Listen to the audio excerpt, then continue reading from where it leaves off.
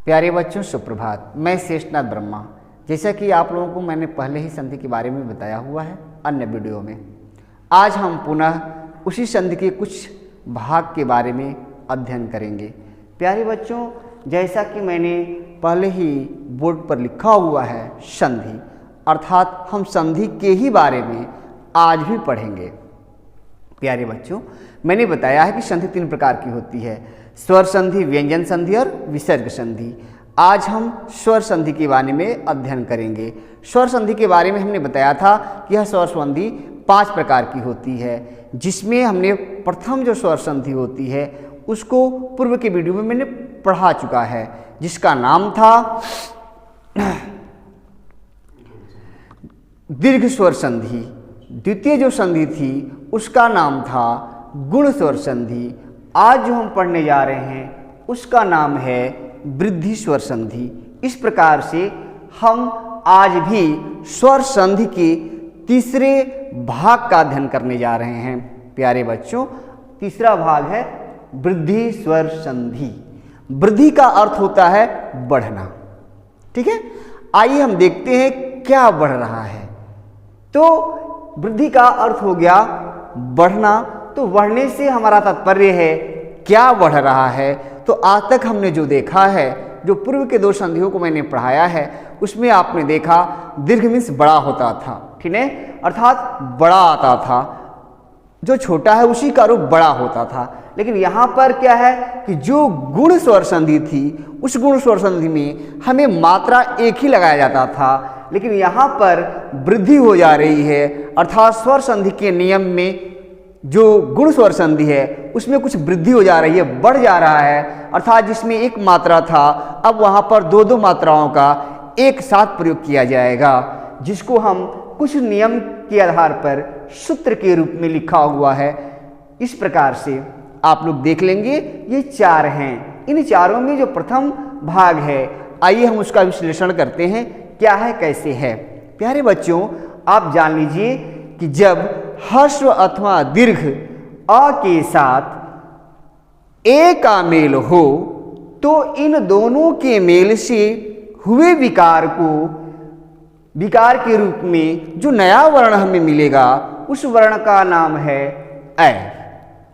उसी प्रकार से द्वितीय नियम इसका ये कहता है कि दीर्घ अथवा ह्रस्व अ या आ हो, उसके साथ अगर इस ए का मेल हो रहा है, ऐ का मेल हो रहा है, तो इन दोनों के मेल से हुए विकार के कारण जो नया वर्ण हमें मिलेगा वह होगा ऐ। उसी प्रकार से तीसरा नियम कह रहा है कि दीर्घ अथवा ह्रस्व अ के साथ जब ओ का मेल हो, तो उस परिस्थिति में अ हमें प्राप्त होता है। चौथा नियम कहता है कि अ अथवा आ के साथ जब औ का मेल होता है, तो हमें इस मेल से औ वर्ण ही प्राप्त होता है। इस प्रकार से हमने देखा कि आपको इस वृद्धि स्वर संधि में मुख्य रूप से जो नए वर्ण हमको मिलने वाले हैं वो ऐ और औ है, जो इसके पहले ऐ के रूप में और औ के रूप में न मिलकर के ए और ओ के रूप में हमें गुण स्वर संधि में मिल चुके हैं। अब वहीं पर मात्रा बढ़ करके एक जगह पर ऐ का प्रयोग होगा, ओ की जगह पर औ का प्रयोग होगा। इसी प्रयोग की पद्धति को हम वृद्धि स्वर संधि के नाम से जानते हैं, और इस प्रकार से आज हम वृद्धि स्वर संधि का अध्ययन करेंगे। प्यारे बच्चों, आइए अब हम इसके परिभाषा के बारे में कुछ कहने जा रहा हूं, ध्यान से सुनिए। कॉपी पेन उठाइए और उसको अपने पेज पर नोट भी कर लीजिए, लिख भी लीजिए। जैसे में इसकी परिभाषा हम इस प्रकार से देंगे कि जिस स्वर संधि में अ अथवा आ के साथ ए का मेल हो, या अ अथवा आ के साथ ओ का मेल हो, तो इन दोनों के हुए मेल से जो विकार होता है, उस विकार के पश्चात हमें ऐ और औ वर्ण प्राप्त होता है। इसी अ और औ वर्ण प्राप्ति की प्रक्रिया को ही हम वृद्धि स्वर संधि के नाम से जानते हैं। प्यारे बच्चों, पुनः आप देख लेंगे कि जब अ अथवा आ का मेल ए के साथ हो तो हमें ए प्राप्त होता है, और अ अथवा आ के साथ ओ का मेल हो तो हमें औ प्राप्त होता है। इसी प्राप्ति की प्रक्रिया को हम वृद्धि स्वर संधि के नाम से जानते हैं।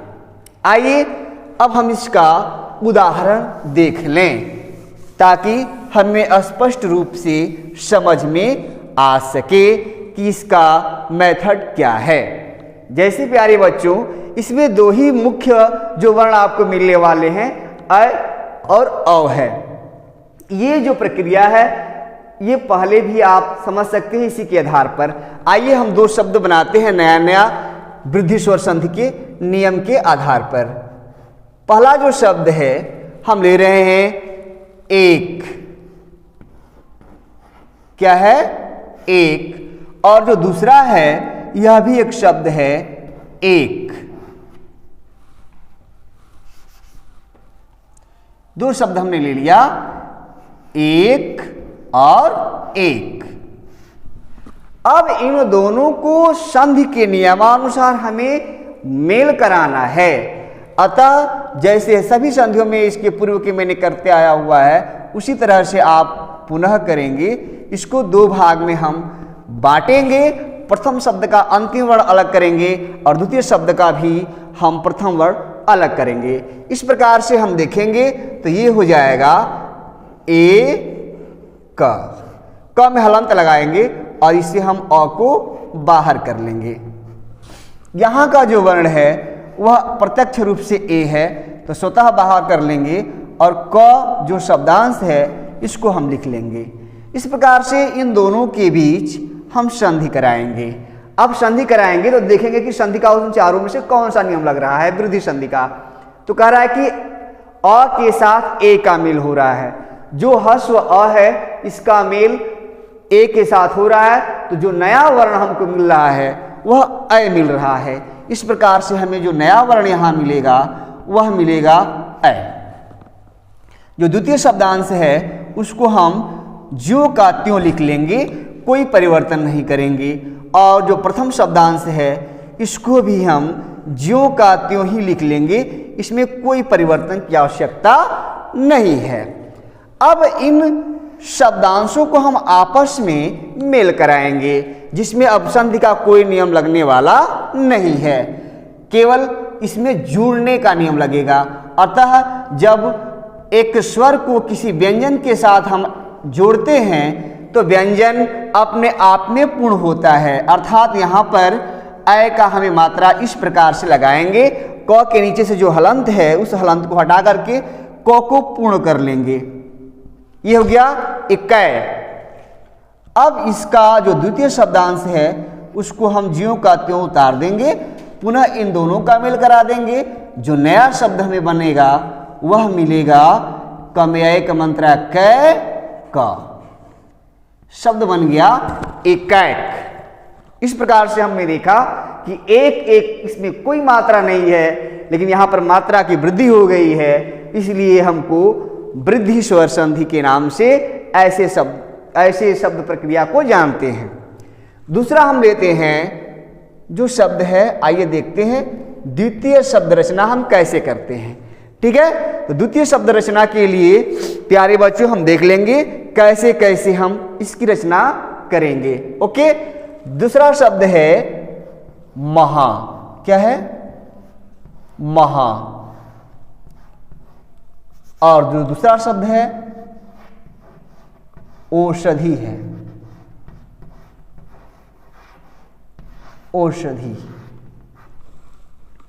दो शब्द हमने लिया, महा और औषधि। इस प्रकार से हम देखेंगे कि नया शब्द हमें क्या मिल रहा है। ठीक है प्यारे बच्चों, जैसा कि पूर्व नियम का ही हम पालन करेंगे। इसमें से हम महा को ज्यों का त्यों लिखेंगे।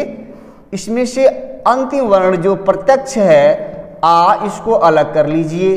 और द्वितीय जो शब्द है, इस शब्द से हम प्रथम वर्ण को अलग कर लेंगे, ओ है।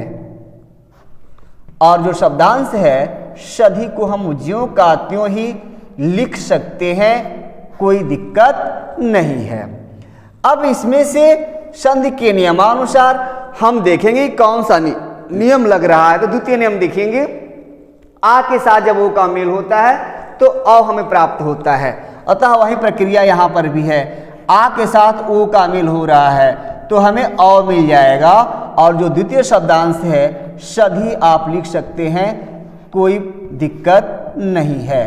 और जो प्रथम शब्दांश है उसको भी आप लिख सकते हैं, क्या, मह, इसमें हलंत लगा लेंगे, ठीक है।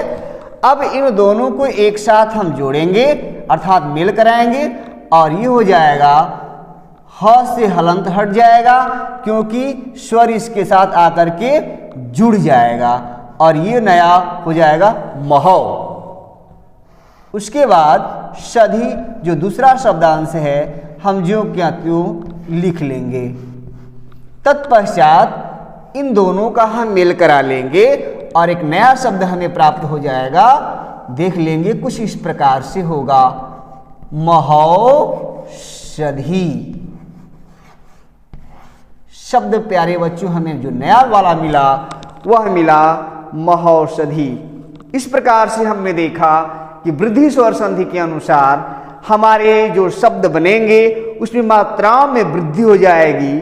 अगर ये गुण स्वर संधि के नियम का अगर पालन हम यहाँ पर करते, वैसे तो हो नहीं पाएगा यहाँ पे, लेकिन मैं समझने के लिए कह रहा हूँ तो वहाँ पर एक ही मात्रा होता, लेकिन यहाँ पर जो शुद्ध शब्द बनेगा वह डबल मात्रा से मिलकर के बनेगा। इसी दोहरे मात्रा को हम वृद्धि स्वर संधि के नाम से जानते हैं। इस प्रकार से आपने देखा कि वृद्धि स्वर संधि के नियम के अनुसार हम कैसे कैसे नए नए शब्दों की रचना करते हैं। प्यारे बच्चों, अगर आपको सही तरीके से यह हमारा वीडियो समझ में आया है तो हमारे वीडियो को जरूर लाइक और चैनल को सब्सक्राइब करें और आपस में शेयर करें ताकि इससे अधिक लोग, बच्चे, भ्राता फायदा लाभ उठा सकें। आपको बहुत बहुत धन्यवाद।